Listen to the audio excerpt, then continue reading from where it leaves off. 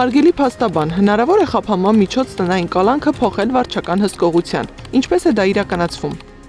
Այո, հնարավոր է։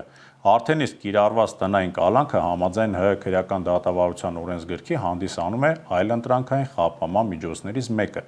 Համաձայն ՀՀ քրեական դատավարության օրենսգրքի 115-րդ հոդվածի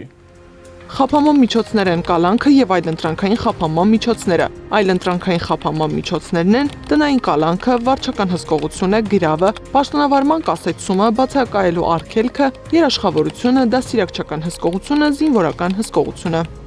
Համաձայն քրեական դատավարության օրենսգրքի 122-րդ հոդվածի 2-րդ մասի, օրենսգրքի 115-րդ հոդվածի 2-րդ մասի, քիչ առաջ թվարկված առաջին եւ երկրորդ կետերով, այսինքն տնային կալանքի եւ վարչական հսկողության դեպքում նախատեսված խափանման միջոցները կարող է կիրառել միայն դատարանը։ Մեղադրյալի նկատմամբ կիրառված տնային կալանք խափանման միջոցը կարող է փոխվել մեկ այլ խափանման միջոցով վարչական հսկողությամբ, բացառապես դատարանի համապատասխան որոշման հիման վրա, որի համար հարկավոր է միջնորդություն ներկայացնել խափանման միջոցը կիրառած դատարանին։